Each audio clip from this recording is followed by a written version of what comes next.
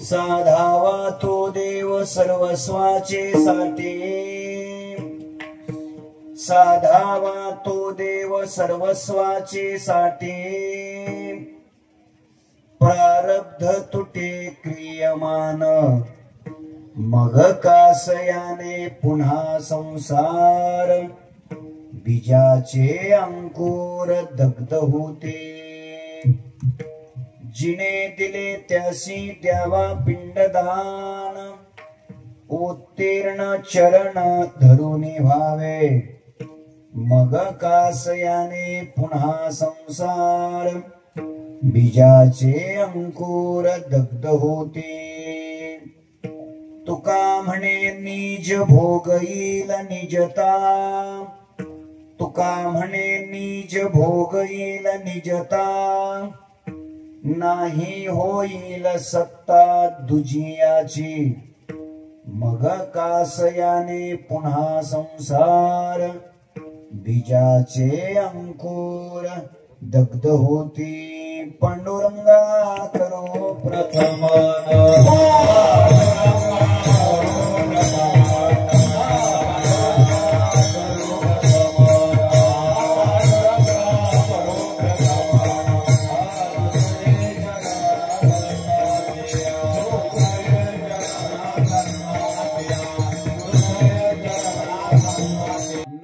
सद्गुरु तुकया ज्ञान दीपा, नमो सद्गुरु सच्चिदानंद रूपा, नमो सद्गुरु भक्त कल्याण मूर्ते, नमो सद्गुरु भास्करा पूर्ण कीर्ती, सेवे लागी सेवक झालो, तुमच्या लागलो निज चरणा, अहो स्वामी तुकया देवा, यावरी न करावा अव्हेरू,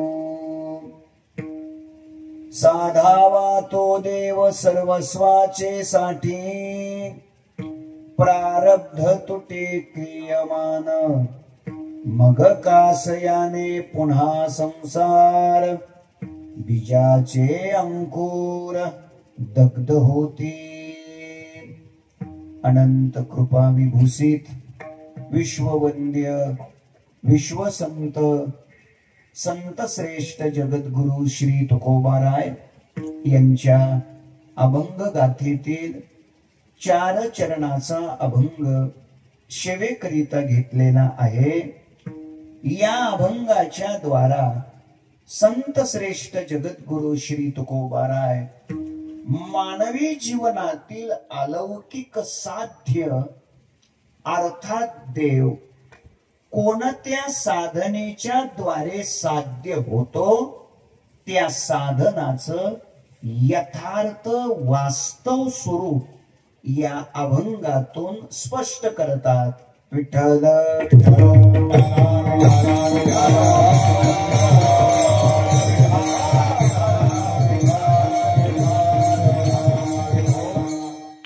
अनंत कोट ब्रह्मांड नायक अकारण कारण करुणा वरुणालय अखिल गुण निधान भक्तवत्सल जगदाधार रुक्मिणी प्राण संजीवन भगवान श्री पंढरीश परमात्म्याच्या असीम कृपेद्वारा ज्ञान कैवल्य तेजो निधी विश्वमाऊली ज्ञानोबाराय वैराग्य शिरोमणी संत हृदय सम्राट विश्ववंद्य जगद्गुरु श्री तुकोबाराय आदि करून सर्व संत महंतांच्या आशीर्वादाने उपस्थित संत महंत भाविक सज्जन माता भगिनी संपूर्ण परिसरातून अहिल्यानगर जिल्ह्यातून श्रीगोंदा तालुक्यातून या अत्यंत पवित्र अशा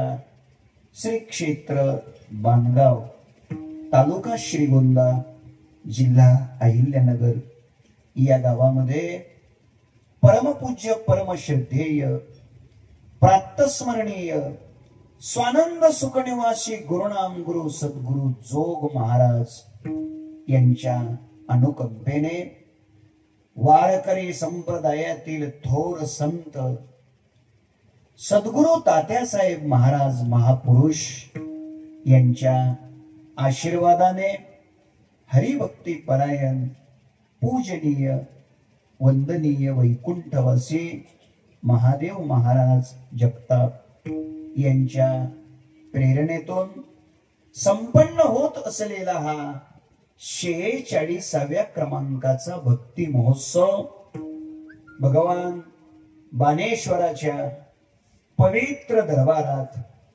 वारकरी संप्रदायातील थोर संत संत श्रेष्ठ शेख मोहम्मद महाराज यांच्या या पंचक्रोशीमध्ये आपल्या या बाणगाव या नगरीमध्ये संपन्न होत असलेला हा 46व्या क्रमांकाचा महोत्सव, या महोत्सवातील आजच्या दुसऱ्या दिवसाच्या चिंतन सेवेचा सुयोग सप्ताह संयोजक समितीच्या द्वारा बाणगाव या गावातील सर्व ग्रामस्थ, सर्व भाविक, सर्व वैष्णव, सर्व भाविक तरुण मंडळी या सर्वांच्या प्रेमातून या गावचे सुपुत्र ज्यांच्या घरी कीर्तनाचा सुयोग प्राप्त झाला आणि तेव्हापासून बाणगाव मध्ये येण्याची खऱ्या अर्थानं ओढ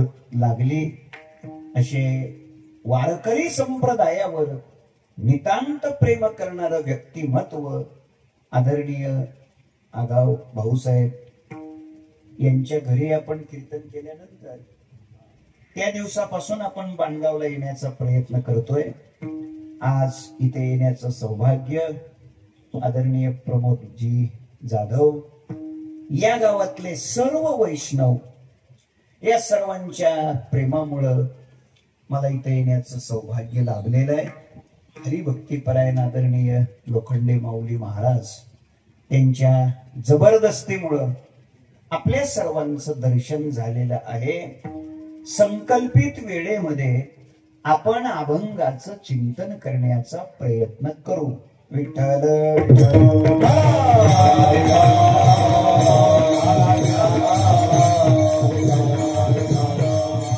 मोठ्या श्रद्धेने अत्यंत उत्साहाने भावपूर्ण हृदयाने आपण सर्वजण या धर्म मंडपात आलेला आहात.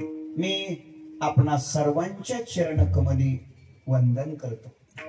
वारकरी संप्रदायातील भजनाच्या क्षेत्रातील अत्यंत गोड असे गुणी गायक महाराज मंडळी, टाळकरी या ठिकाणी टाळ घेऊन उभे आहेत. या सर्व टाळकऱ्यांच्या चरणी विनेकरी त्यांच्या चरणी मी वंदन करतो. स्वरबद्ध लयबद्ध तालबद्ध असा मृदंग वाजवणारे दोनही मृदंगाचार्य यांनाही हृदयापासून प्रणाम करतो आणि आपल्यापर्यंत स्वच्छ स्पष्ट असा आवाज पोहोचवण्याचं काम ज्यांच्या माध्यमातून होतंय ते लाऊडस्पीकरचे मालक आपल्यालाही मनापासून खूप खूप शुभेच्छा धन्यवाद देतो. संकल्पित वेळेत अभंगाचं चिंतन करण्याचा प्रयत्न करतो. विठ्ठल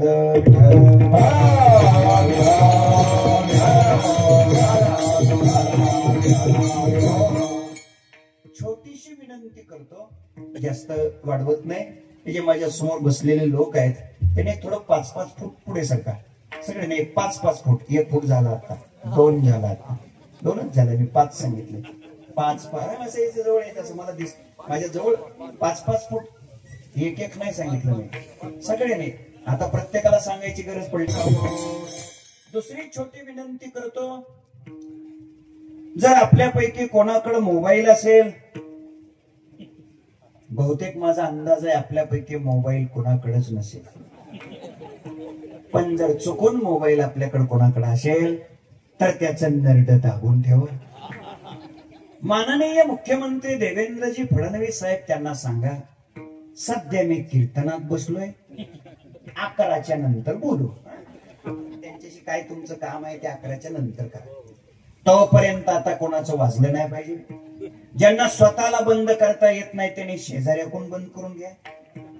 कीर्तनात मी जीव तोडून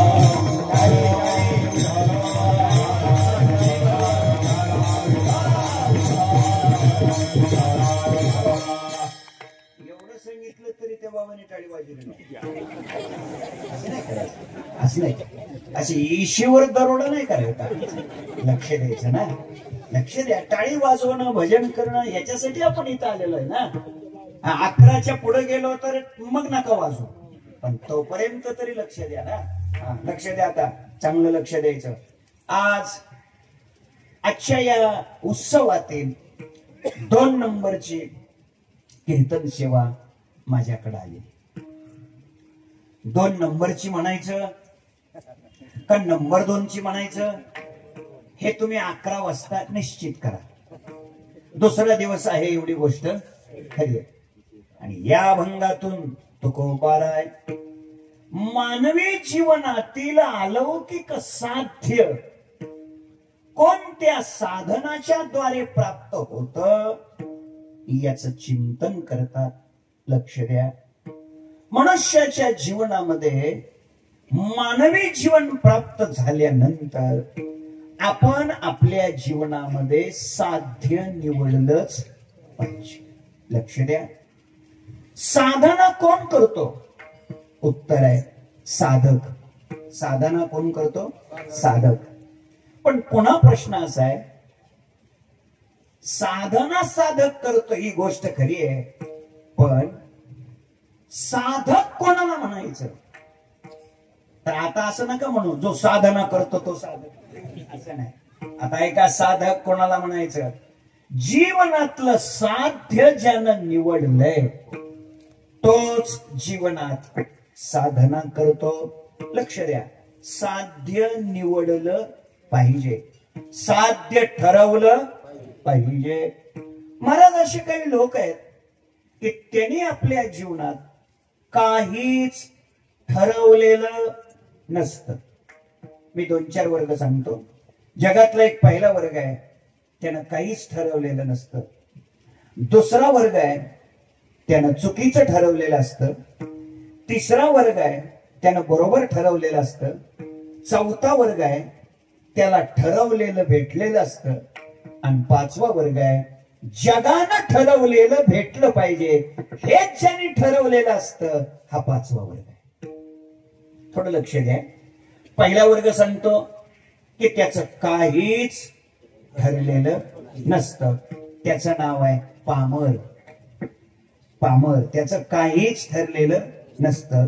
दुसरा वर्ग आहे, त्याचं चुकीचं ठरलेलं असतं, त्याचं नाव आहे विषयी. तिसरा वर्ग आहे, त्याचं बरोबर ठरलेलं असतं, त्याचं नाव आहे साधक, जिज्ञासू, मुमुक्षु.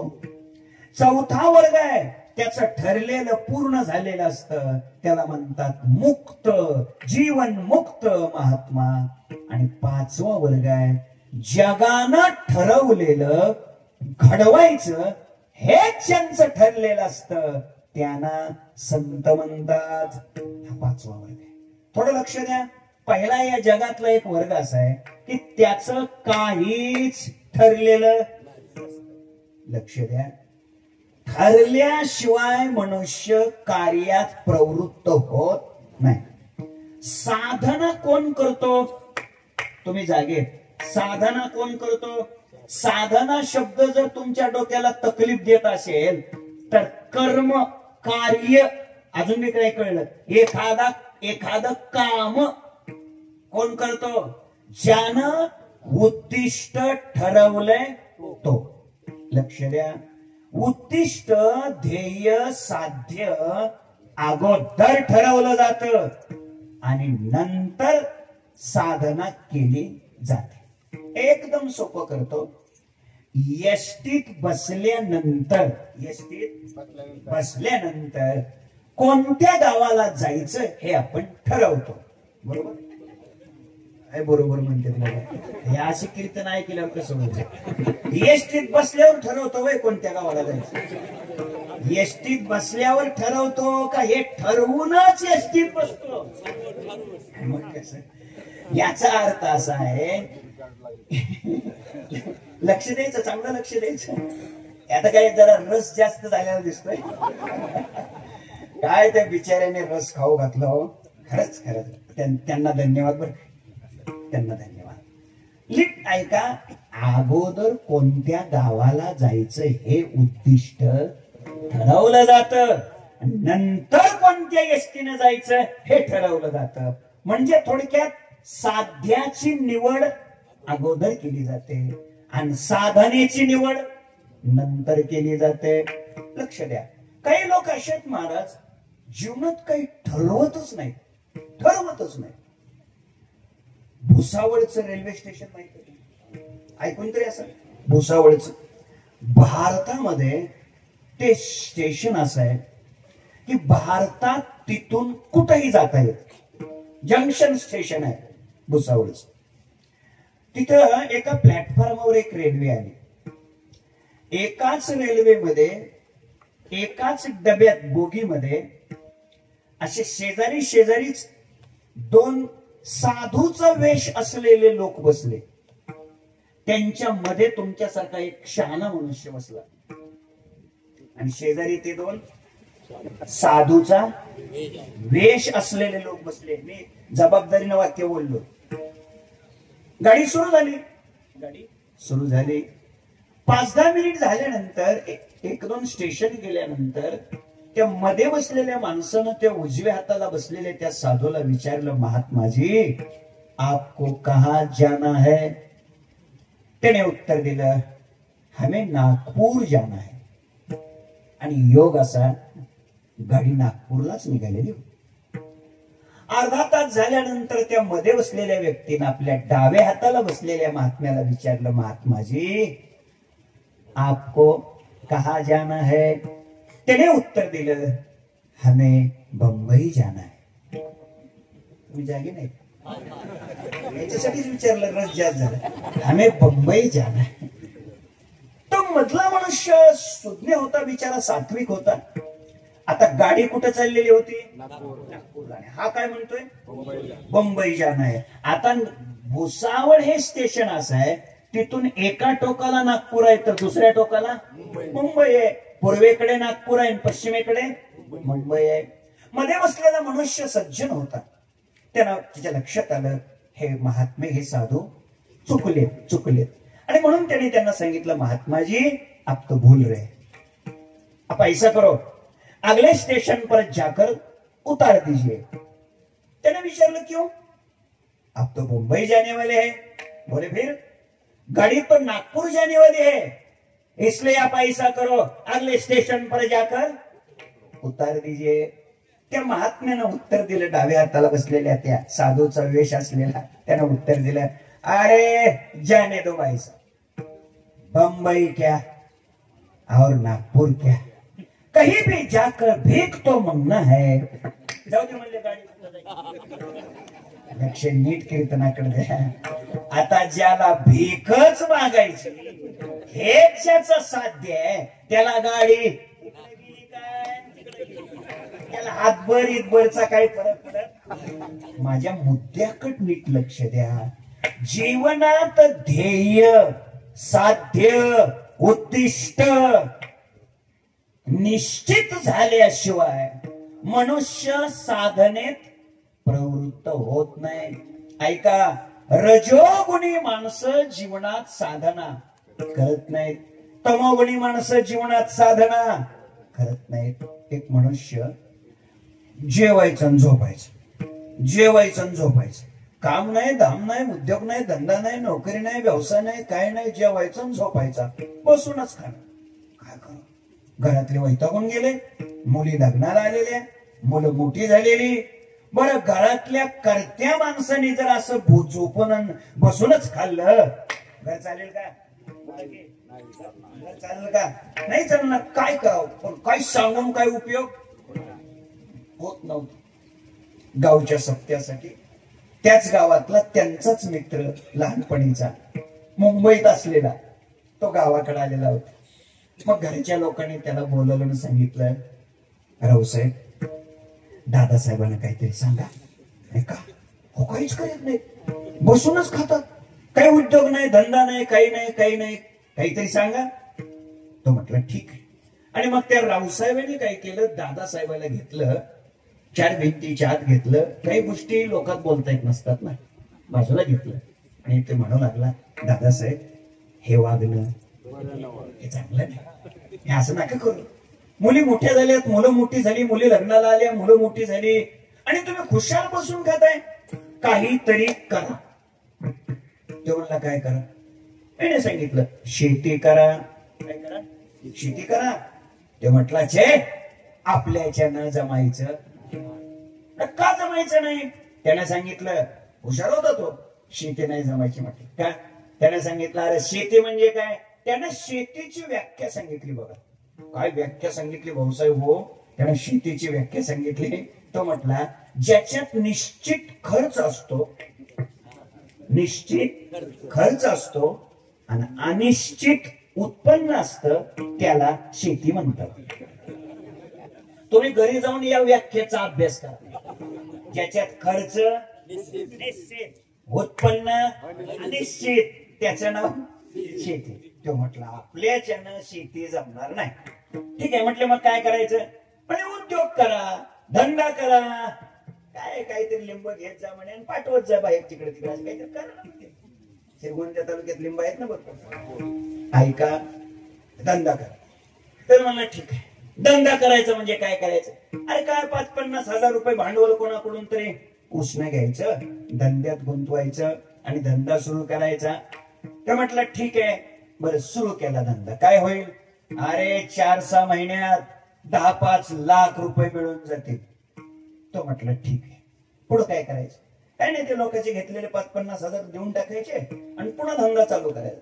ठीक आहे म्हटलं, चालू केलं. काय होईल, अरे 1-2 वर्षात तू लक्षाधीश होशील. ते म्हटलं बरं ठीक आहे, झालं लक्षाधीश. पुढे काय करायचं. तर म्हटलं पुन्हा भांडवल गुंतवायचं, धंदा करायचा. 4-2 वर्षात कोट्याधीश होशील. बरोबर आहे का, क्रम बरोबर आहे का. बरं ते म्हटलं ठीक आहे, झालो कोट्याधीश. पुढे काय करायचं, पुन्हा भांडवल गुंतवायचं, पुन्हा धंदा करायचा. 4-6 वर्षात अब्जाधीश होशील. ते म्हटलं बरं ठीक आहे, झालं अब्जाधीश. पुढे काय करायचं. त्याने सांगितलं पुन्हा भांडवल गुंतवायचं, पुन्हा धंदा करायचा. बरं म्हटलं केला. पुढे काय होशील, तू प्रचंड श्रीमंत होशील. बरं तो म्हटलं झालं. पुढे काय करायचं. काय असतं, ज्याला पुढं काहीच करायचं नसतं त्याचं पुढं काय करायचं कधी संपतच नसतं. यानं विचार केला आता ह्याचं पुढं काय करायचं कुठंतरी थांबवलं पाहिजे. आता पुढं आपल्याला कीर्तन करायचंय ना. त्याने सांगितलंय बघ, तो अब्जाधीश झाल्यानंतर पुन्हा धंदा करायचा, पुन्हा भांडवल गुंतवायचं, पुन्हा धंदा करायचा. पुढे तू एवढा श्रीमंत होशील, एवढा श्रीमंत होशील, त्यानंतर पुढे तुला काहीच करायची गरज पडणार नाही. तो एका जाग्यावर निवांत बसून खाशील. हा म्हटलं मग आता काय ते चालले. त्याच्या करता एवढा उद्योग कोणी सांगितलाय कराय. म्हटलं एवढं झाल्यावर काय होईल, आता काय बसूनच चालले. माझा मुद्दा इथंच आहे, इतकाच आहे. ज्याच्या जीवनात उद्दिष्ट निश्चित नसतं, साध्य निवडलेलं नसतं, ती गोष्ट, ती व्यक्ती जीवनात साधना करत नाही, ती जीवनामध्ये एखादं कार्य करत नाही. दादानो, जीवनामध्ये साधना करण्याकरता साध्य निश्चित केलं पाहिजे. आणि मग साध्य कशाला म्हणायचं. आमचे वैकुंठवासी प्रातस्मरणीय गुरुवर्य घुले बाबा, विठ्ठल महाराज घुले बाबा, ते पाठामध्ये सांगत असताना म्हणायचे, पाथर्डी तालुक्यातलं गाव त्यांचं कोळसंगवी. ते म्हणायचे साध्य कशाला म्हणायचं, त्याचे 2 निकष सांगायचे. जे मिळविल्यानंतर, जे मिळविल्यानंतर काहीच मिळवायचं शिल्लक राहत नाही, त्याला साध्य म्हणा. एक. आणि दुसरी व्याख्या सांगायची, जे कधीच कोणाचं साधनच बनत नाही त्याला साध्य म्हणतात. 2. मग सांगा बघू, या विश्वात, या जगात असं काय आहे की ते मिळाल्यानंतर काहीच मिळवायचं शिल्लक राहत नाही, ते जर काय असेल तर त्याचं नाव आहे देव विठ्ठलची एक देखलिया विठ्ठलजी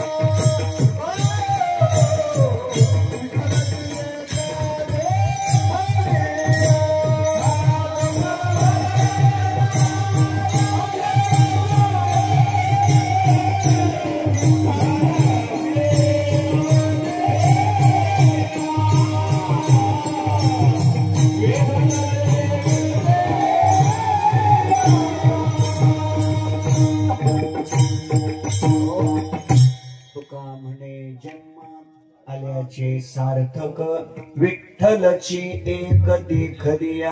लक्ष द्या दादानो, जे मिळविल्यानंतर पुन्हा काहीच मिळवायचं शिल्लक राहत नाही त्याला साध्य म्हणा. तुम्ही जागेत बघा, अंदाजे बोला, अंदाजे साधारणपणे किती कोट रुपये मिळाल्यानंतर बस आता पुरे असं तुमचं ठरलंय एवढं सांगा.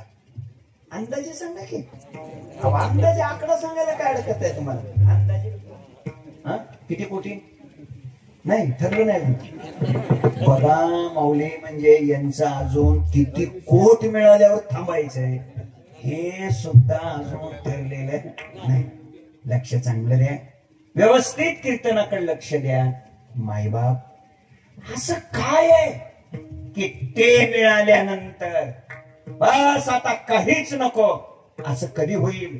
त्याचं एकमेव उत्तर आहे देव, भगवान, परमात्मा. त्याच्याशिवाय जीवनात परिपूर्णता नाही, त्याच्याशिवाय परिपूर्णता नाही. हे लक्ष द्या रे, तुम्ही लक्ष द्या, बघा लक्ष द्या.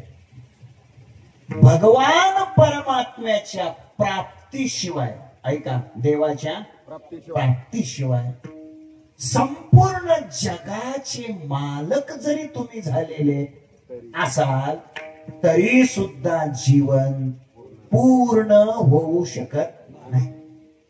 नाही पूर्ण होऊ शकत. कसं आहे, देवाच्या प्राप्तीशिवाय आपलं जीवन अपूर्ण आहे, शून्य आहे, त्यात अर्थ नाही. एक सोपं बोलतो, शून्याला काही किंमत? बोल ना, अरे तू बोल की, शून्याला काय किंमत? तुझं नाव काय?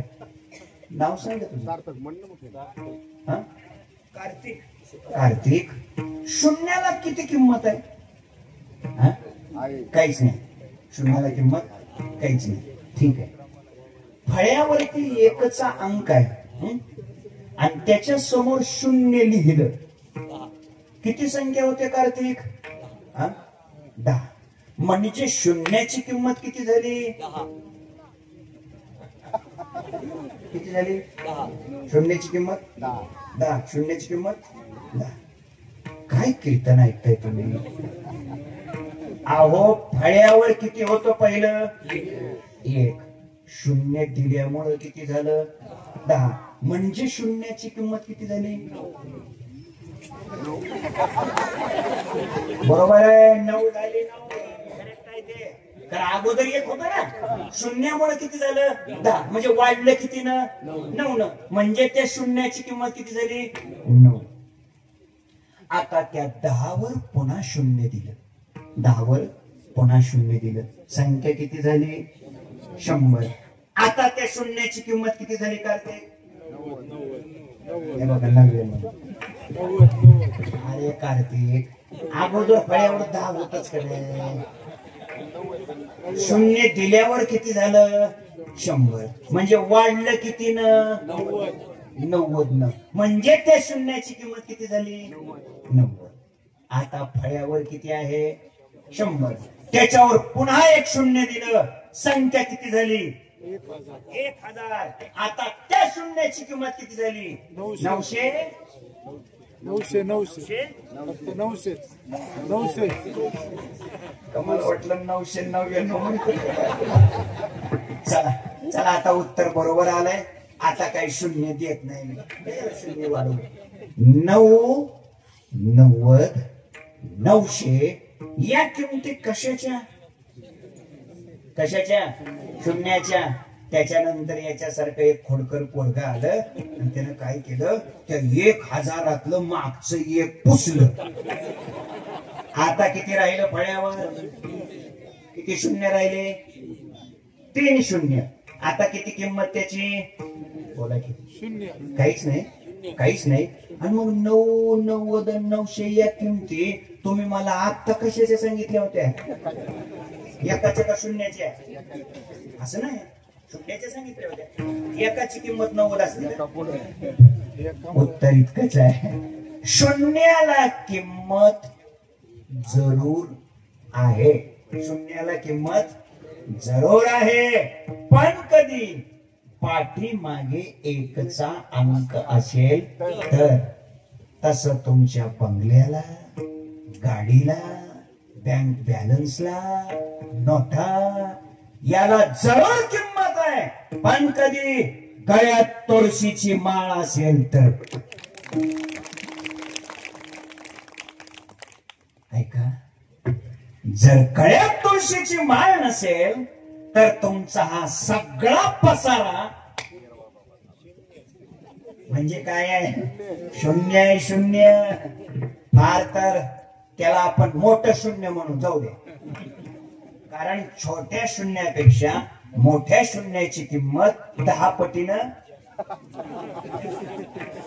काय कमाल आहे. बँकेचे कॅशियर करावे हे लोक. चला लक्ष द्या, मुद्द्याकडे लक्ष नीट द्या. मुद्दा माझ्या बोलण्याचा इतकाच आहे, शून्याचं पूर्णत्व कशात आहे? एक असण्यात. वाहणाऱ्या गंगेचं पूर्णत्व कशात आहे? तुका म्हणे गंगा सागर संगमे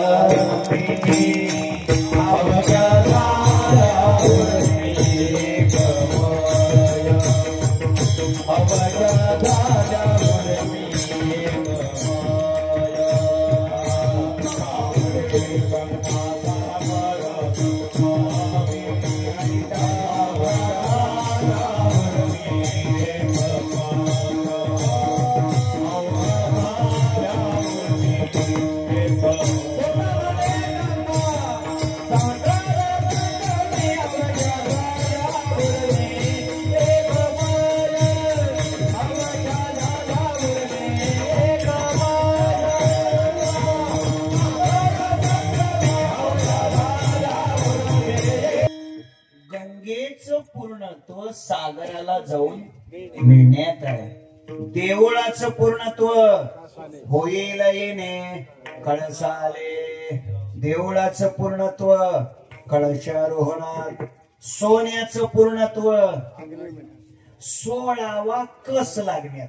नाही कळायचं, तुमच्या अलीकडच्या भाषेत 24 कॅरेट वगैरे असेल. चला, देवळाची कामा कळसो परमगंगेशी सिंधू प्रवेशो सुवर्ण शुद्धी कसो 16वा जायचा. मी किती दृष्टांत सांगितले कार्तिक? 4 सांगितले. 4. शून्याचं पूर्णत्व एकात, देवळाचं पूर्णत्व कळशारोहणात, गंगेचं पूर्णत्व सागराला जाऊन मिळण्यात, सोन्याचं पूर्णत्व 16वा कस लागण्यात. किती गोष्टी झाल्या? 4. 5वी गोष्ट सांगतो आता. अवयवाचं पूर्णत्व कशात आहे? जीव असण्यात. उदाहरण देतो. एका मुलीला मुलगा पाहण्याकरता लोक गेले, पाहून आले. आता अलीकडे त्याचे पण निकष खूप बदलले वर. एक मनुष्य म्हटला, महाराज आपल्या मुलीला खूप छान स्थळ मिळालं. म्हटलं वा, काही मुलगा कीर्तन वगैरे करतो का? ते म्हटलं छे छे. अरे म्हटलं चांगलं स्थळ मिळालं म्हणतो, मग काही गायक वगैरे नाही हो.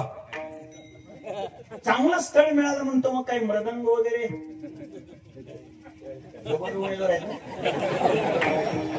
त्याने सांगितलं तुमच्या तर डोक्यात तसलंच येतं. आता माझ्या डोक्यात असलंच येणार. मी म्हटलं अरे चांगलं स्थळ मिळालं म्हणतो. मग कसलं चांगलं स्थळ मिळालं सांग. मग त्यांनी सांगायला सुरुवात केली. म्हटलं महाराज आपल्या मुलीला सासू नाही.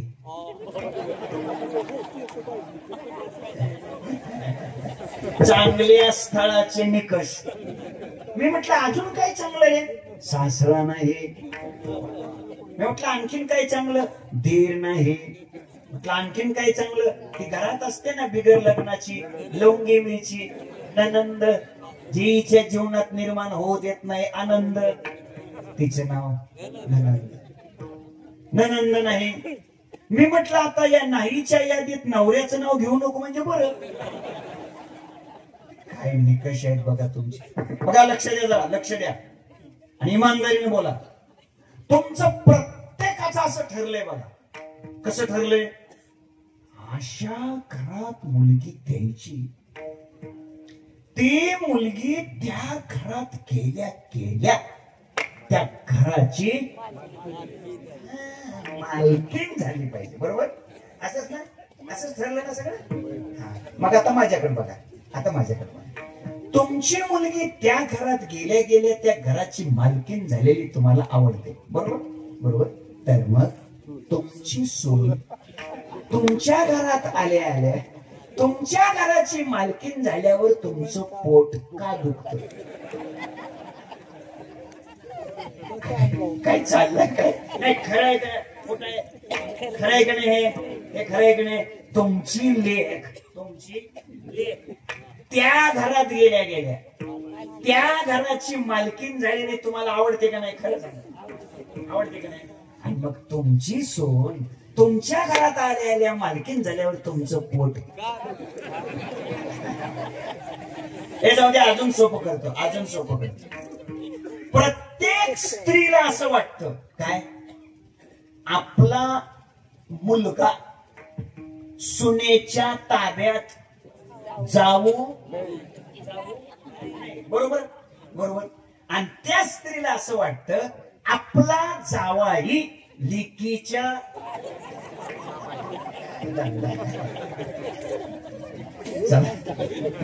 हे फेकून द्या जर असले विचार. चला कीर्तन आहे का. तर मुद्दा माझा इतकाच आहे. पहिला मुलगा म्हणे पाहिला कसा आहे. रूपवान. अरे रूपवान आहे पण धन आहे का. धनवान. अरे धन आहे पण सत्ता आहे का. चेअरमन आहे. पुन्हा मी विचारलं रूपवान आहे धनवान आहे सत्तावान आहे पण बुद्धी आहे का. कारण बहुतेक हे असणाऱ्याला बुद्धी असतेच अशातला भाग. त्याने आपलं सांगितलं सगळं सगळं. मग मी विचारलं जमलं का. त्यांनी सांगितलं नाही जमलं. का जमलं नाही. ऐका बरं का. त्यांनी उत्तर दिलं सगळं आहे म्हणे त्या मुलाकडं फक्त त्याच्या शरीरात जीव नाही. आता लक्ष द्या कीर्तनाकडे. सगळे अवयव चांगले आहेत. गोराई आहे तरणा आहे अंगावर सोनं नाणं घातलेलं आहे पण शरीरात प्राणच नसेल तर त्या असण्याला किंमत आहे का. बोला किंमत नाही. भाषा माझी नाही ज्ञानोबा याचे. ज्ञानोबा राय सांगतात अंग गोरे आणि तरुणे वरी लिहिले आहे लेणे परे ते एकलेने प्राणे सांडिले जेवे. ज्ञानोबा राय बोलतात थोडक्यात अवयवाचं पूर्णत्व जीव असण्यात. शून्याचं पूर्णत्व एक असण्यात. गंगेचं पूर्णत्व सागराला जाऊन मिळण्यात. देवळाचं पूर्णत्व कणशार होण्यात. सोन्याचं पूर्णत्व 16वा कस लागण्यात. किती गोष्टी झाल्या 5. आता 6वी गोष्ट सांगतो. एक 2.5-3 वर्षाचं पोरगं होतं. आईच्या मागे लागून बाजाराला गेलं. बाजारात गर्दीचा लोट आला. मुलाची नाईची ताटातूट झाली. पोरगं रडायला लागलं. आई आई आई म्हणून रडायला लागलं. रडता रडता एका दुकानाच्या समोर गेलं. योगायोगानं ते दुकान खेळण्याचं होतं. त्यातली त्याने एक बाहुली बघितली. थोडंसं रडल्याचं. थोडं राहिलं थांबलं. थोडंसं दुकानदाराच्या लक्षात आलं. सात्विक होता. त्याने जवळ बोलवलं. बाळू इकडे. तर रडतो माझी आई माझी आई माझी आई. हे बघ तो आईचं नाव काढायचं नाही. आई आई म्हणायचं नाही. मी तुला या बाहुल्याच्या दुकानाचा मॅनेजरच करतो. ते पोरगं लगेच रडायला लागलं. माझी आई मला आई पाहिजे. मला उत्तर द्या, तुम्ही सगळेच जागेत बघा, उत्तर द्या मला. आई आई म्हणून रडणाऱ्या त्या लेकराची पूर्णता आई मिळण्यात असते का बाहुली मिळण्यात असते? बोला बोला. आई मिळण्यात असते. आता काही मुलं बाहुली मिळाल्यानंतर आईचा विचार सोडून देतात. हा भाग वेगळा. कळालं ना तुम्हाला? हा भाग काय तुला कळालं?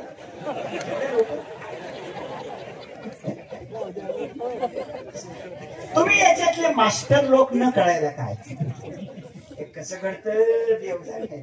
मला आता पुढचा अभंग सगळा सांगायचा म्हणून विस्तार करत नाही. मला वाटतं या 6 दृष्टांतातून सिद्ध काय झालं?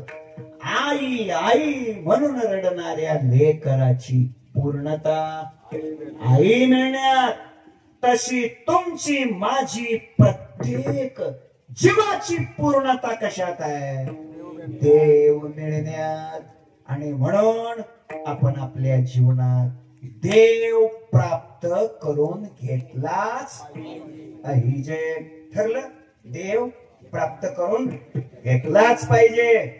मग तो देव कसा प्राप्त करून घेतला पाहिजे याचं उत्तर जगद्गुरु तुकोबाराय सेवेकरिता घेतलेल्या अभंगाच्या पहिल्या साधावया देवा सर्वस्वाचे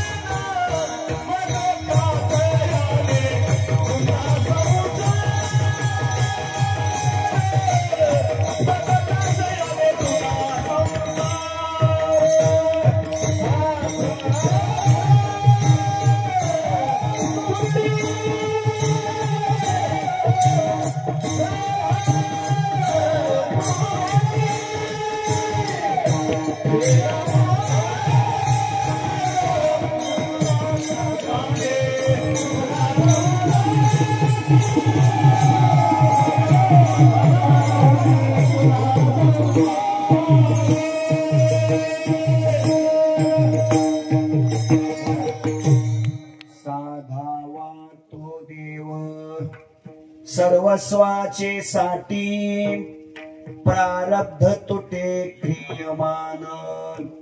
अभंगाच्या पहिल्या चरणामध्ये जगद्गुरु संत श्रेष्ठ श्री तुकाराम महाराज देव कसा साधावा याचं उत्तर देतात. आतापर्यंतच्या जवळपास पाऊण तासाच्या व्याख्यानातून आपण काय ऐकलं? जीवनामध्ये देव प्राप्त करून घेतलाच पाहिजे, त्याशिवाय जीवन पूर्ण होऊ शकत नाही. म्हणजे आतापर्यंतच्या चिंतनातून आपलं पक्क ठरलं की आपण जीवनामध्ये देव प्राप्त करून घ्यायचा. मग तो कसा प्राप्त करून घ्यायचा? काय केल्याने देव आपल्याला मिळेल, प्राप्त होईल, याच उत्तर या अर्ध्या चरणात दिलेलं आहे. बस एवढंच उत्तर देतो आणि आजची सेवा समाप्त करतो. पण एवढंच उत्तर सांगायला आणखीन 1.5 तास लागू शकतो. उत्तर आहे का? साधावा तो देव तुकोबाराय सांगतात साधावा. साधावा म्हणजे प्राप्त करून घ्यावा, मिळवावा, हस्तगत करावा. कसा? सर्वस्वाचे साठी. साठी नाही बर का, साठी आहे, टरबुजाचा आहे. लक्षात ठेवा. तिथे जर घोटाळा झालेला तर मग घोटाळा. ठशाचं नाही, टरबुजाचं पाहिजे. साठी. साठी शब्दाचा अर्थ वेगळा आणि साठी शब्दाचा अर्थ वेगळा. साठी शब्दाचा अर्थ हा वेगळा आणि साठी शब्दाचा अर्थ वेगळा. साठी म्हणजे त्याच्या मोबत, त्याच्यासाठी किंवा त्याच्यानंतर साठी. ऐका. आणि साठी शब्दाचा अर्थ मोबदला. सर्वस्वाचे साठी. सर्वस्वाच्या मोबदल्यात देव साधावा. थोडक्यात काय? देवाला सर्वस्व द्या. सर्वस्व भगवंताला दिलं की भगवान प्राप्त होतो, भेटतो. तुकोबारायचं चरण सांगतो सर्वस्वाचे साठी तरीच देवासवे गाठी. अजून प्रमाण सांगतो सर्वस्वाशी मुकावे तेने हरीशी जिंकावे. हरीला जिंकायचं असेल तर आपण देवाला सर्वस्व दिलं पाहिजे. लक्ष चांगलं द्या. म्हणजे आज आपलं सिद्ध काय झालं? देव साध्य करून घ्यायचा हे ठरलं. मग कसा साध्य करून घ्यायचा त्याकरता उत्तर दिलं सर्वस्व देवाला द्यायचं. काय द्यायचं? सर्वस्व. आता ऐका. सर्वस्व भगवंताला दिलं की भगवान भेटतो. पण मग सर्वस्व द्यायचं म्हणजे नेमकं काय? त्याचं उत्तर देतो. त्याचं उत्तर आहे का? सर्वस्व भगवंताला द्यायचं म्हणजे सगळं देवाला द्यायचं. काय करायचं? सगळं देवाला द्यायचं. सगळं देवाला दिलं की देव काय होतो? सगळं देवाला दिलं की देव भेटतो. पण मला वाटतं तुमचा आता बीपी बहुतेक वाढला. लोक म्हणतील सगळं आणि सगळं देवाला दिल्यावर मग आम्हाला काय राहील? बरोबर आहे की नाही? बरोबर. सगळं कसं काय? तर नीट आहे का? तुमच्या करता म्हणून तुमच्या करता म्हणून मी थोडी सवलत देतो. सवलत देतो. त्याला काय म्हणतात? सवलत म्हणजे त्याला ठीक आहे सवलत देतो. सगळं देऊ वाटत नाही ना? ठीक आहे मग सवलत देतो. आपल्याला आवडतं, आपल्याला आवडतं तेवढंच देवाला द्या. बस देव काय होतो? भेटतो. जमा काय? सगळं द्यायचं. सगळं द्यायचं म्हटलं की तुमचे चेहरे पडले ना. कमीत कमी आपल्याला आवडतं ते देवाला द्यायचं. ठरलं? ठरलं. मग आता सांगा आपण आपल्याला आवडतं ते देवाला देतो का आपले जे उपयोगाला येत नाही ते देवाला देतो? बोला बोला बोला. उपयोगाला येत नाही. समजा देवाला श्रीफळ फोडला, नारळ फोडला आणि तो देवाच्या दुर्भाग्याने नासका निघाला. काय काय पावला? कोणत्या डिक्शनरीतनं शब्द आणलाय आणि तेवढ्यावर थांबत नाहीत पट्टे. ते काय म्हणतात? काय बाबा आज तुमचं नशीब, तुमचं कीर्तन आणि नारळ पावला. आता ऐका. आणि मग ते सगळंच देवाला काय करतात? अर्पण. ते बाजूला काढायचं नाही, स्वच्छ पुसायचं नाही, धुवायचं नाही. बरोबर बरोबर. ऐका.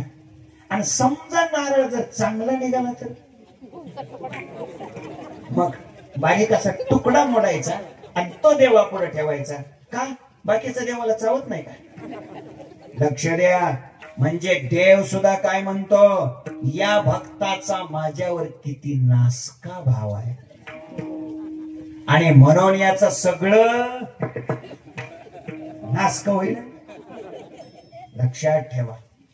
आम्ही स्वतःला आवडतं देवाला देत, जे आमच्या उपयोगाला येत नाही ते देवाला देत. आम्ही खेड्यामध्ये जातो, कीर्तन करतो, कीर्तन झाल्यावर बैठकीत बसतो. लोक असे आले होते, बरीचशी मुलं आली होती, तरुण मुलं होती. आणि एक जण आला, म्हटलं महाराज एवढे पोरग घेऊन जा, आळंदीला एवढे पोरग घेऊन जा. म्हटलं हे घेऊन जा, हे घेऊन जा, हे घेऊन जा. म्हटलं त्याला पाठवा ना. त्याने अगोदर मला विचारलं कुठे शिकले, काय शिकले. म्हटलं आळंदीत शिकलो. आळंदीत कुठे? म्हटलं संस्थेत शिकलो. म्हटलं संस्थेत कोणच्या? कोणच्या म्हणजे काय? म्हटलं सद्गुरु जोग महाराजाच्या. अजून काय पाहिजे? म्हणले मग असं करा, एवढं हे पोरगले. म्हणलं हेच का? हे पाठवू ना. नाही म्हणले महाराज, त्याला कसं पाठवता येईल? का बरं? ते म्हणले त्याला 12वीला 97% मार्क आहेत, त्याला कसं पाठवता? म्हटलं मग ह्यालाच का पाठवता? म्हटले 10वीत 5 वेळा नापास झाले, एवढं. म्हणजे तुमची प्रवृत्ती काय आहे? जे तुमच्या उपयोगाला येत नाही तो माल आळंदीला टाकत. तुम्हाला असं म्हणायचं का ज्यांना काही येत नाही तेच आळंदीला माई बाप, माझी विनंती, थोडं लक्ष चांगलं द्या. तुम्हाला जे आवडतं ते देवाला द्यायचं ठरलंय आपलं, बरोबर? पक्का का? मग आता पक्का. मग चला सांगा, तुम्हाला तुमची शेती आवडते का? आवडते ना? द्या देवा.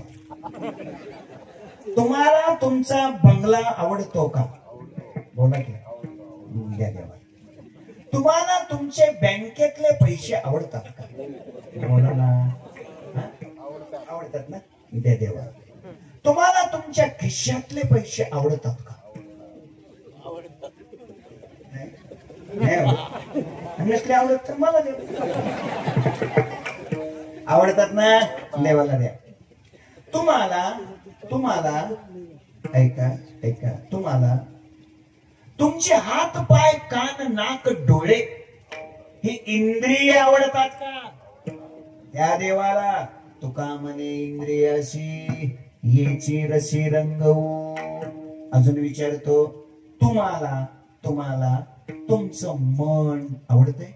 देवाला द्या. तुका म्हणे ह्याची संकल्प वाहने. बुद्धी आवडते का? बुद्धीचे वैभव अन्य नाही तुझे. चित्त आवडतंय का? चित्त. चिंतने तद्रुपता. अहंकार आवडतोय ना? द्या देवाला. द्या देवाला. अहंकार गेला, तुका म्हणे देव झाला. चला अजून विचारतो, तुम्हाला तुमचा देह आवडतोय का? आवडतोय ना? मग द्या देवाला. देह समर्पिजे देवा.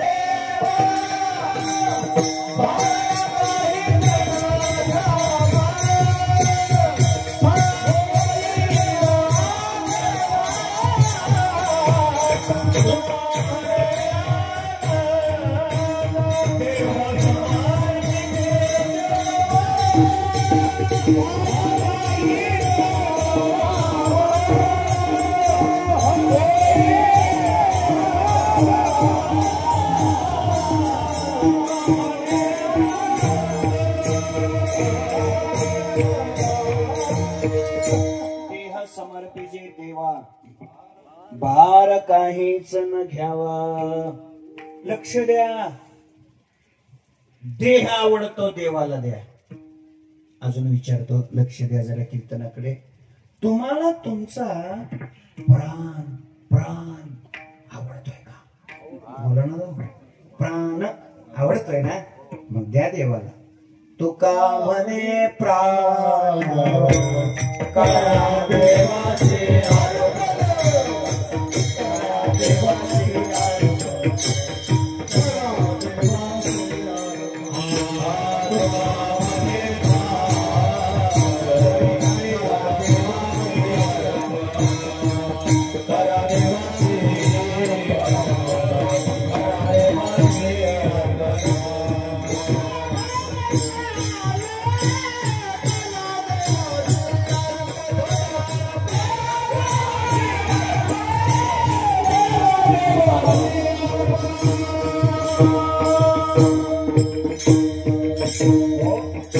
तुका म्हणे प्राण करा देवासे अर्पण. प्राण आवडतो देवाला द्या. अजून विचारतो, तुम्हाला तुमचा जीव आवडतो का? एवढं तरी होय म्हणा, जीव आवडतोय ना, देऊन टाका. मग काय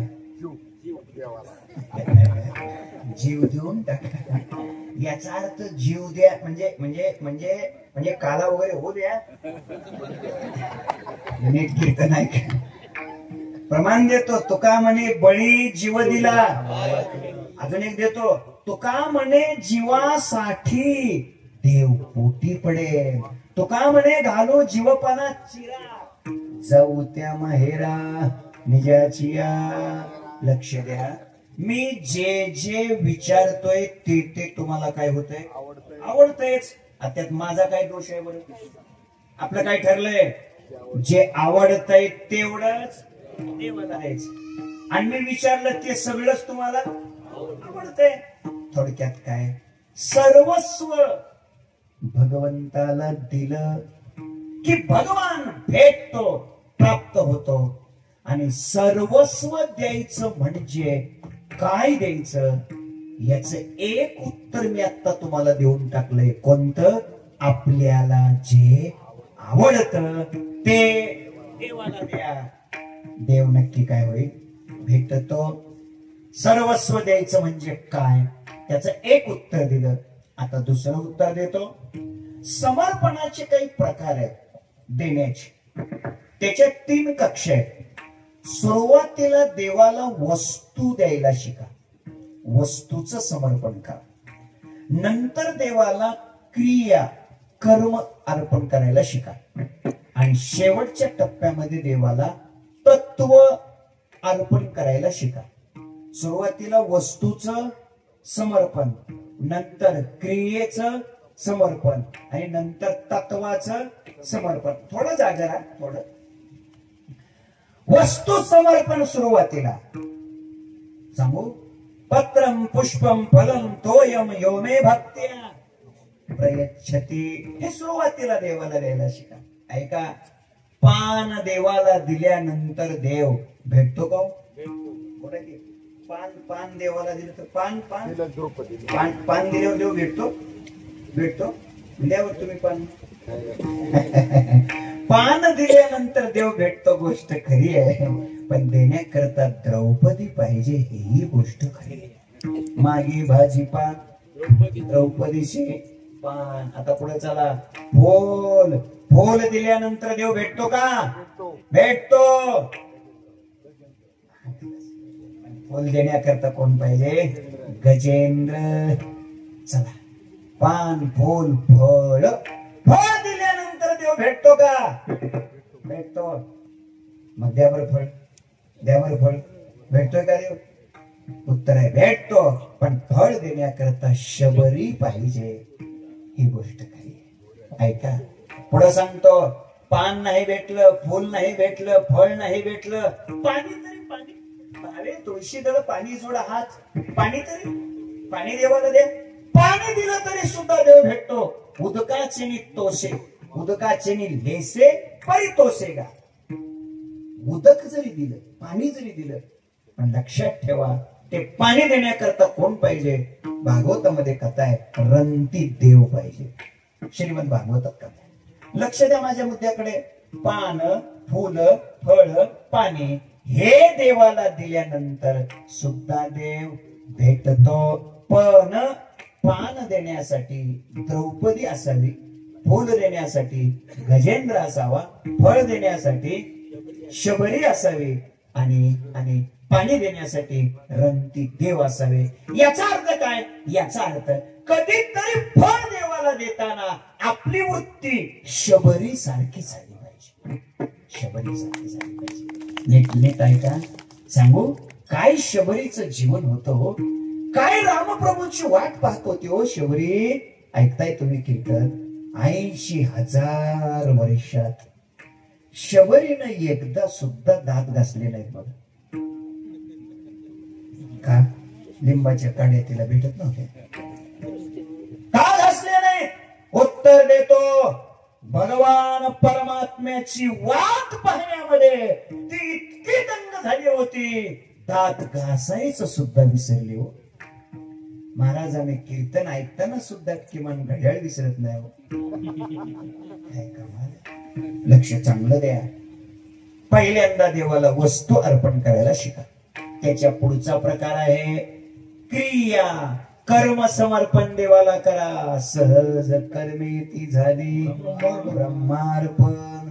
जननो हे अवघा जनार्दन. झाली संध्या संदेह माझा गेला. कर्म अर्पण करा. प्रत्येक क्रिया अर्पण करा. यत् करोषि यदस्नासि यज्जुहोषि ददासि यत् तपस्यसि कौन्तेय तत्कुरुष्व मदर्पणम.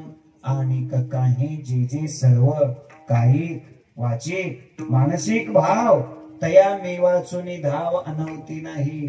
वन्नीची ज्वाळा जैशी वाया जाय आकाशी. क्रिया झिरो दे तैशी शून्या माझी.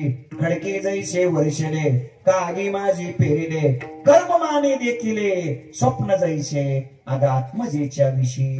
जीव जैसा निर्विलाशी तैसा कर्मी आशेशी निष्काम होई. ऐका, जीवनातलं कोणतंही कर्म आपण भगवंताला अर्पण केलं. कोणतंही कर्म. पंढरपूर क्षेत्रामध्ये घडलेली घटना आहे. साधारणतः 125 ते 150 वर्षापूर्वीचा इतिहास आहे. पंढरपूरमध्ये कर्माबाई नावाच्या एक महिला महान भगवत भक्त राहत होते. आणि त्यांचं असं होतं, कोणतंही कर्म झालं की ते कर्म देवाला अर्पण करायचं. कोणतंही कर्म. झोपेतून उठलं पांडुरंगार्पणमस्तु. अंथरूण उचललं, त्याच्या घड्या घालून ठेवल्या की पांडुरंगार्पणमस्तु. घर झाडलं, कचरा उचलला, उकिरड्यावर टाकला, पांडुरंगार्पणमस्तु. भांडी घासून ठेवली, पांडुरंगार्पणमस्तु. स्वयंपाक केला, पांडुरंगार्पणमस्तु. ताट वाढून घेतलं, पांडुरंगार्पणमस्तु. जेवण करताना पांडुरंगार्पणमस्तु. काही दळण निवडताना पांडुरंगार्पणमस्तु. अंथरूण टाकलं, पांडुरंगार्पणमस्तु. झोपी जाताना पांडुरंगार्पणमस्तु. कोणतंही कर्म केलं की ते कर्म त्या पांडुरंगाला अर्पण करायचे. आणि त्याचा परिणाम असा, त्याने घर झाडून टाकलेला कचरा उकिरड्यावर न पडता तो राऊळात पांडुरंगाच्या देवाच्या अंगावर जाऊन पडायचा. काय जीवन असेल. ते बडवे लोक, त्यांनी चांगली देवाची पूजा केलेली असायची. सुगंधी द्रव्य उठणं लावलेलं असायचं, अत्तर लावलेलं असायचं. आणि देवाच्या अंगावर कचरा येऊन पडायचा. त्यांनी शोध घेतला, असं का होतंय, असं का होतंय. आणि मग शोधांती लक्षात आलं, आपल्या पंढरपुरामध्ये कर्माबाई नावाची महिला भक्त आहे. कोणतंही कर्म झालं की ती ते देवाला काय करते, अर्पण करते. आणि त्याचा परिणाम, तिने घर झाडून कचरा उकिरड्यावर टाकला की पांडुरंग अर्पणमस्तु म्हटल्यामुळं तो उकिरड्यावर न पडता देवाच्या अंगावर पडतो. त्यांना कळालं, ते तिथे गेले, तिला सांगितलं, हे बघ कर्माबाई, तू कोणतंही कर्म झालं की ते पांडुरंगाला काय करते, अर्पण करते. पण कचरा उकिरड्यावर टाकताना पांडुरंग अर्पणमस्तु असं म्हणू नको, कारण कचरा देवाच्या अंगावर येऊन पडतो. ती म्हणाली, ठीक आहे, झालं. स्वयंपाक बनवला, पांडुरंग अर्पणमस्तु. ताट वाढून घेतलं, पांडुरंग अर्पणमस्तु तरी म्हणा गेलं, पांडुरंग अर्पणमस्तु. अंथरूण टाकलं, पांडुरंग अर्पणमस्तु. झोपी जाताना, झोपले का, झोपेतून उठताना पांडुरंग अर्पणमस्तु. कपड्याच्या घड्या घालून ठेवल्या, पांडुरंग अर्पणमस्तु. घर झाडलं, उकिरड्यावर टाकलं, उकिरड्यावर टाकला. अहो म्हणा पांडुरंग अर्पणमस्तु. तुम्हाला म्हणायला जड चालतं, पण कर्माबाई म्हणाल्या, कोणा कचरा कुठं पडला, देवाच्या अंगावर. बडवे मंडळी रागावले, म्हटले हिला मराठीत सांगून कळत नाही. तिच्या जवळ आले, ते म्हणाले तुला आम्ही म्हणालो होतो ना कचरा उकिरड्यावर टाकताना पांडुरंगा अर्पणमस्तु म्हणू नको म्हणून. ते म्हणाले काय करू, माझी मज झाली अनावर वाचा छंद या नामाचा. ते म्हणाले काय करू, नेघे नेघे नेघे माझी वाचा.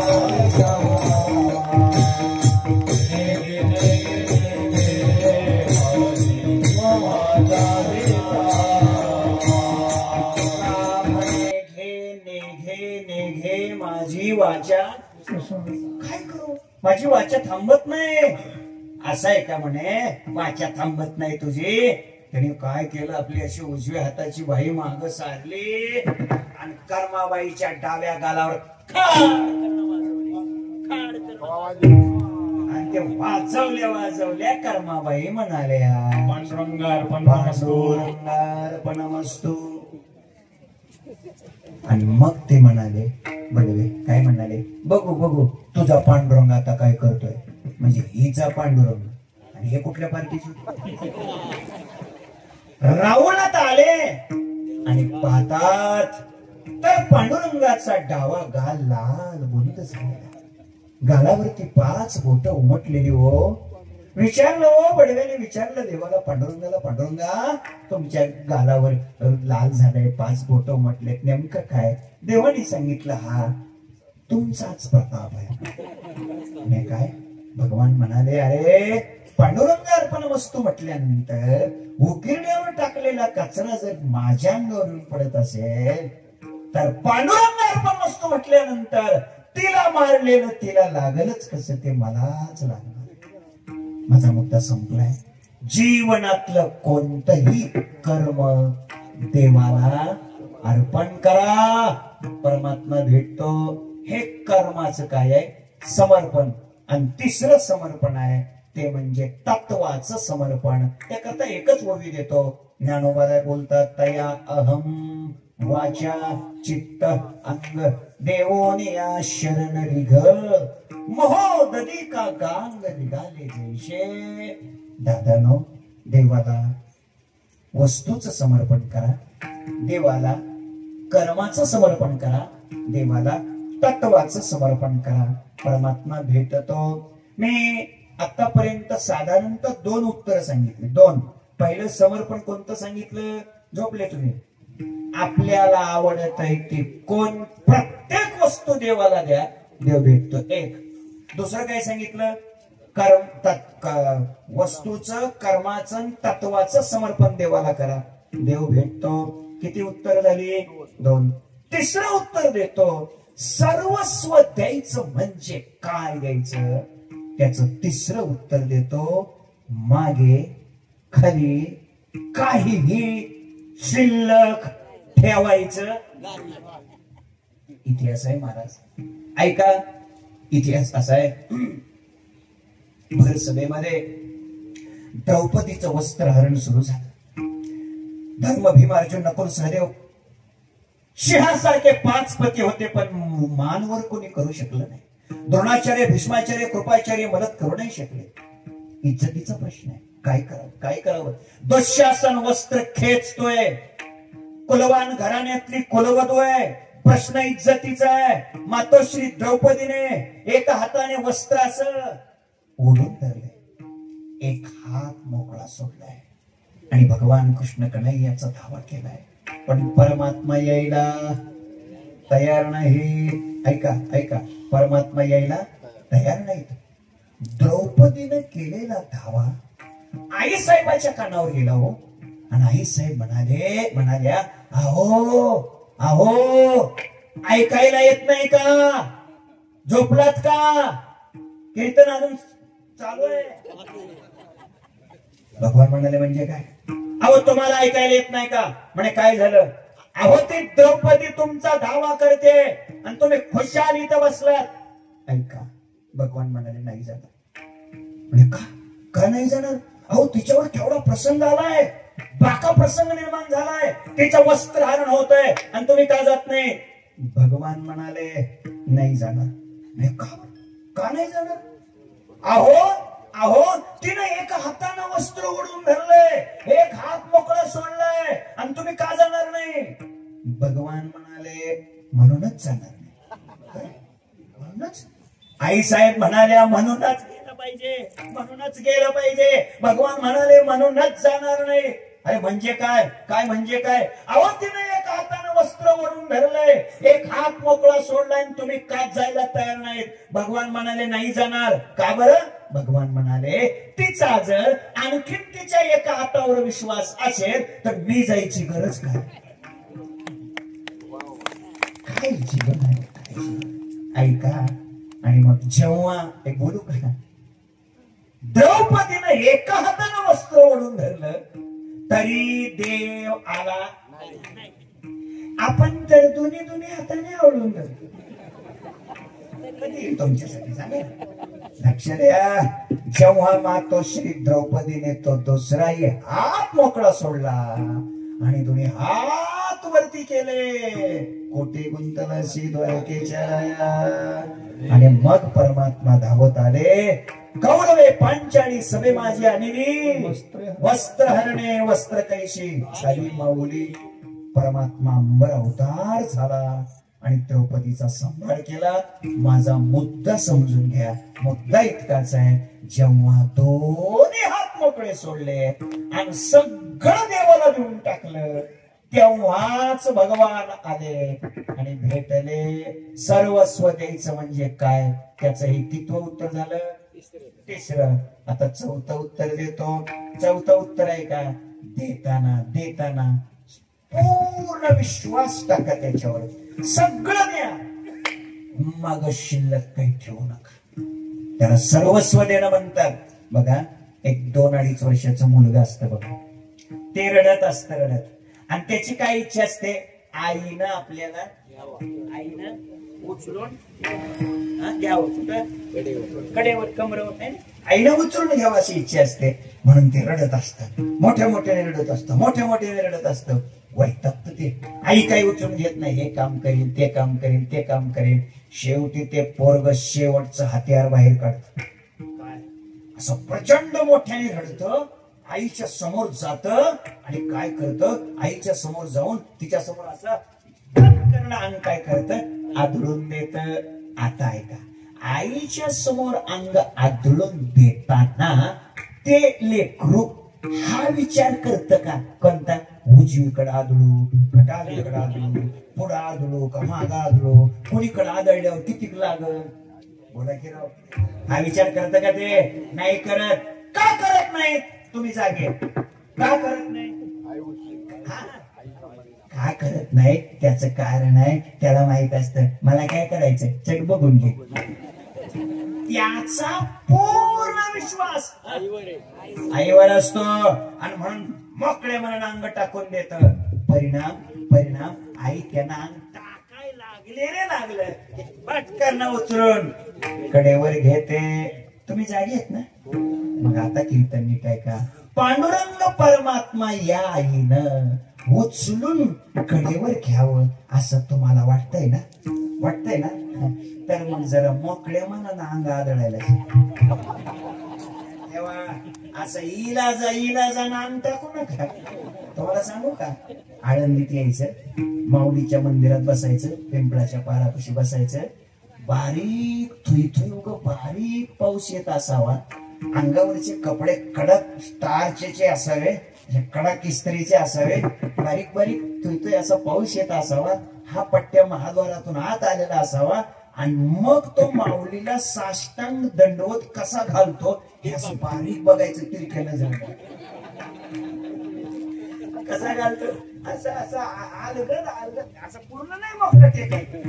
माऊली म्हणतात, तुझं जर प्रेम त्या कपड्यावरच आहे तर जा तिकडेच, लक्ष चांगलं द्या.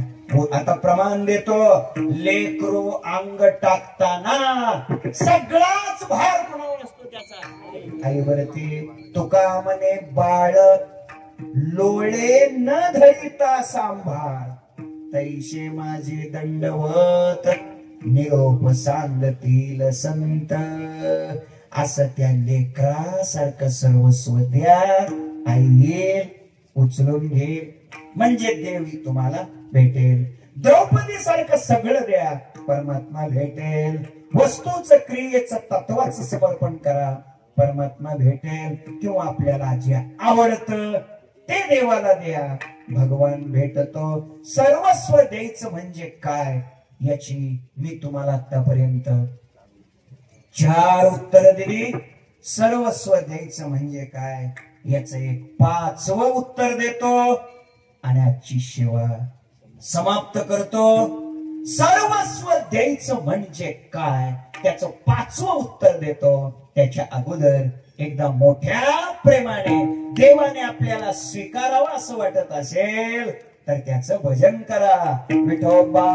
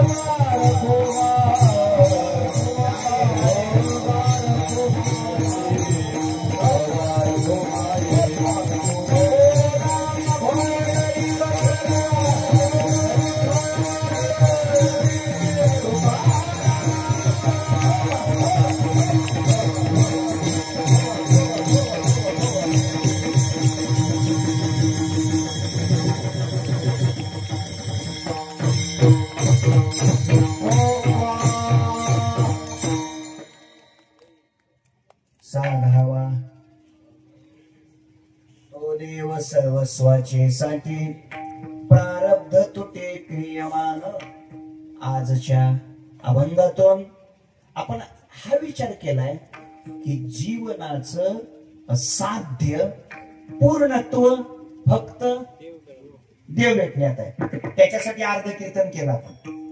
मग देव भेटेल कशानं, प्राप्त होईल कशानं, त्याकरता देवाला सर्वस्व दिलं पाहिजे. साधावा तो देव सर्वस्वाचे साठी सर्वस्व दिलं पाहिजे. आणि मग सर्वस्व द्यायचं म्हणजे काय द्यायचं याची मी तुम्हाला आतापर्यंत 4 उत्तर दिली. सर्वस्व द्यायचं म्हणजे काय याच शेवटचं 5वं उत्तर देतो आणि मी आजची सेवा समाप्त करतो. ऐका, सर्वस्व द्यायचं म्हणजे काय. मागे खाली काहीही शिल्लक ठेवायचं नाही, पूर्ण परमात्म्याला द्यायचं. तुका म्हणे घालो तयावरी वा वा संसार देवापायी सगळं द्या आणि मग परमात्मा भेटतो. जुन्या काळातली गोष्ट आहे, साधारणतः 40-45 वर्षापूर्वीची गोष्ट आहे. ऐका, 40-45 वर्षापूर्वीची गोष्ट आहे.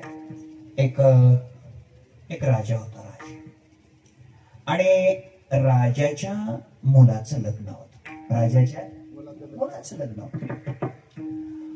राजानं पत्रिका छापल्या होत्या, पत्रिका छापल्या, आणि राजानं स्वतः गावोगावी घरोघरी जाऊन राजानं काय केल्या, पत्रिका वाटल्या. आता पत्रिका घरी द्यायला आलंय कोण? राजा. लग्नाला कोण येणार नाही? कोण येणार नाही लग्नाला? सांगा ना. ते काय व्हॉट्सअपला वगैरे नव्हते पाठवले. 45 वर्षापूर्वीची गोष्ट आहे. राजाचं लग्न, राजाच्या मुलाचं लग्न, माफ करा. आणि मग गावोगावी पत्रिका पोहोचल्या. गावोगावचे लोक लग्नाला येण्याकरता तयार झाले. आता 45 वर्षापूर्वीचा काळ, आणि म्हणून लोक आपल्या आपल्या पद्धतीनं आहेराची तयारी करून आले. सगळ्याच गावाला पत्रिका. आता सगळ्याच गावाबरोबर मग बांधगावला सुद्धा पत्रिका. पांडवचे ते आगाव आगाव भाऊसाहेब नाही ते पूर्वीचे ते त्यांचे पूर्वज जुने आणि ते बाबा ते जुन्या काळातले ते आगाव बाबा म्हणून एक होते. साधारणतः 78-79 त्यांचं वय होत. ऐकत ऐकत आणि त्यांना कोणीच नव्हतं. त्यांना कोणीच नव्हतं.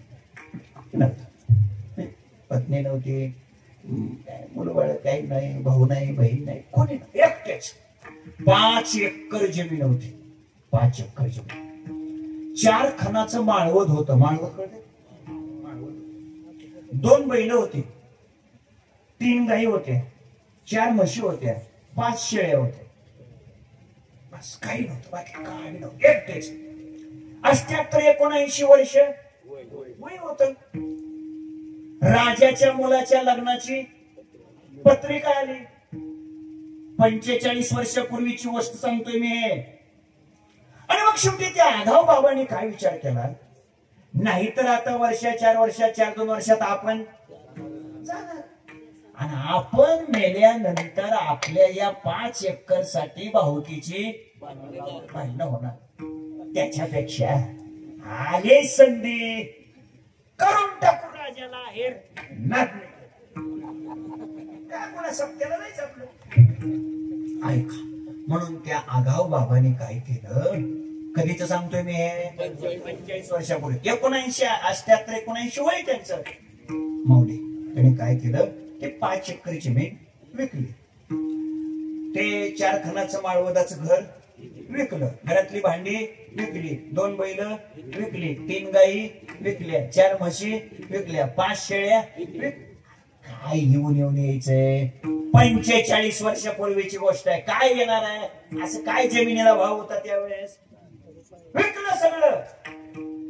हे सगळे पैसे घेतले, एका पाकिटात ठेवले. थकलेला म्हातारा, कमरत वाकलेलं, येडं वाकडं पागुट. 5 तारीख लग्नाची. 5 तारीख परवा 5 तारीख. आणि मग मी काय खोटं बोलतो. 5 तारीख लग्नाची. सगळे लोक आलेले. भला मोठा शामियाना, मोठा मंडप, सगळे मुख्यमंत्री, सचिव, प्रधान सचिव, सगळा समाज जमलेला. व्यासपीठ भलं मोठं. लग्न लागलं, सगळा समाज आलेला, लोक आलेले. आणि लग्न लागल्यानंतर राजानं हातात माईक घेतला आणि राजाने एक घोषणा केली. राजाने एक सूचना दिली. काय सूचना दिली, लग्नाला आलेल्या प्रत्येक व्यक्तीने आहेर ज्यांनी ज्यांनी आणलेला आहे त्याने आहेर केल्याशिवाय जाऊ नये. हे माझ्याकडं असं करीत होते. जेवण अगोदरच होती हो, जेवण अगोदरच होती, दिवसभर जेवण चालले. ऐका, आणि सांगितलं राजाने, सर्वांनी लाईन मध्ये यायचं. येताना प्रत्येकाने आपलं आपलं आधार कार्ड, मोबाईल नंबर हे सगळं सांगायचं. नंतर सोपं जातं ना मग. चला, असं सूचना दिली. पुढे ऐका, राजाने घोषणा केली. काय घोषणा केली आहे का, राजाने घोषणा केली, जो कोणी जो काही आम्हाला आहेर करेन त्याला त्याच ठिकाणी त्याने केलेल्या आहेराच्या दुप्पट आहेर लगेच केला जाईल. काय घोषणा चांगली होती महाराज. प्रमोदजी, काय करू, माझं नशीब फुटकं. नेमकं त्या लग्नाची पत्रिका मला. योजना काय होती, दुप्पट. आणि लोक असे मग लाईन येत होते. आले लाईन लोक आले. बोला, आपलं नाव काय, आपलं गाव काय, कोळगाव. कोण, आपलं नाव हर्षद. सांगा आपलं आहेर. मग त्यांनी सांगितलं 2 रुपये. 2 रुपये आहेर होता बरं का. तुम्हाला आठवतं का नाही, पण मला आठवतं. 2 मला आठवतं. खरं सांगू का, तेवढे 2 रुपये सुद्धा आहेर करायला मिळत नव्हते माऊली. काय सांगू, आणि आहेर नाही केल्यावर त्याच्या लग्नात जेवावं कसं याची लाज वाटायची. कारण लग्नातच बुंदी मिळायची, एरवी मिळतच नाही. हे लक्षात ठेवा. आता पोरांना काय कळायला मागच्या जुन्या लोकांना कळतंय. 2 रुपये आहेर, लगेच आयुष्यातला 4 रुपये आहेर. चला पुढं. दुसरा मनुष्य आला. आता दुसरं गाव सांगा की तुमचं गाव सांगा. ढोरचा. आपलं नाव, त्यांचं नाव आडनाव कोण आहे मग? गव्हाणे. आपला आहे 11 रुपये. 11 रुपये. लगेच 22. चला पुढे. त्याच्यानंतर तिसरा नंबर. पुढचं गाव देवळगाव. आपलं आडनाव गलांडे. आपला आहे 101 रुपया. बोला ना. लगेच 202. चला पुढे. चौथे आले. समजली का गाव? पिसोरा. आपलं नाव इथापे. आपला आहे 151 रुपये. लगेच 302 रुपये. पुढचं गाव टाकळी. कुठली टाकळी? लोणार टाकळी. लोणार टाकळी. आपलं आडनाव कदम. आपला आहे 501 रुपये. बरोबर ना? शोभला का तुम्हाला? शोभले. 501 रुपये. लगेच 1002 रुपये. पुढचे आले. आपलं गाव श्रीगोंदा. आपलं आडनाव माऊली, लोखंडे माऊली. आपला आहे अर्ध्या तोळ्याची अंगठी. त्यांच्या मानानंच आहे सांगितलं पाहिजे. अर्ध्या तोळ्याची अंगठी. लगेच 1 तोळ्याची.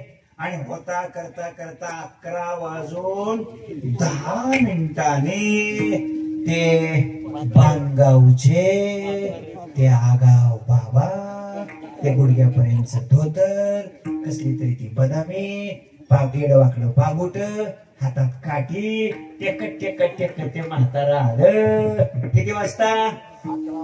11 वाजून 10 मिनिटांनी. प्रधानजीने विचारलं, बाबा आपलं गाव? बांधगाव. आपलं आडनाव? आगाव. आपला आहेर म्हटलं की त्याने असा लट कापणारा हात त्या बंडी म्हणतात का? कोपरे. बरोबर. बंडी तिच्या आतल्या खिशात घातला आणि ते पाकिट काढलं आणि प्रधानजीच्या हातात दिलं. म्हटले हा माझा आहे. पुन्हा प्रधानजीने विचारलं, बाबा किती आहे याच्यात? काय विचारलं? किती आहे याच्यात? त्या बांधगावच्या आगाव बाबांनी सांगितलं, अरे बाबा याच्यात माझं सर्वस्व आहे. सर्वस्व, माझं सर्वस्व याच्यात आहे. म्हटलं की असल्या उन्हाळ्यात प्रधानजीला थंडी वाजून आली. प्रधानजीने राजाकडे हात केला, राजे थांबा. म्हणजे काय? संपलं आपलं. अरे काय संपलं आपलं? आपल्याकडे काय कमी आहे काय? आपण काही कमी आहे काय? अरे आपण शेतकऱ्यासाठी काही कमी पडू देणार नाही. वेळ आली तर बाहेरच्या देशाचं कर्ज काढू.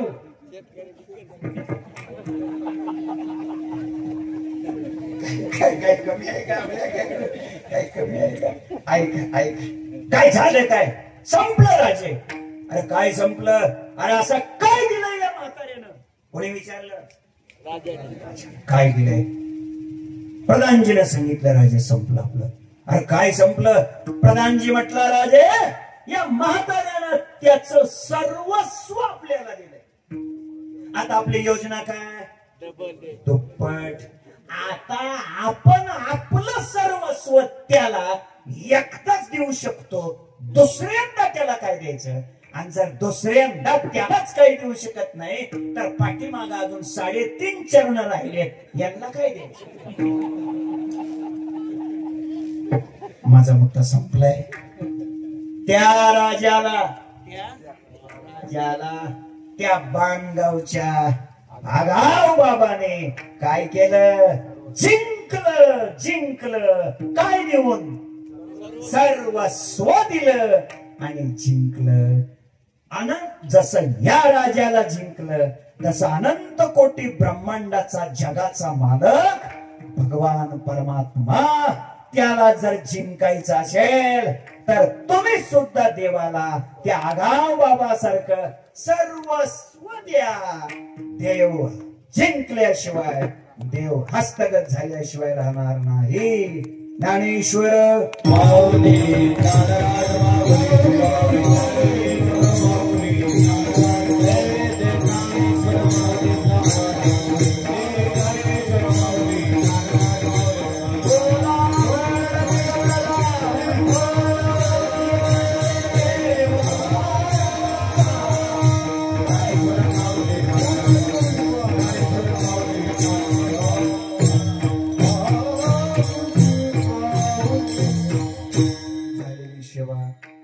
भगवान बाणेश्वरांच्या चरणी समर्पित करतो.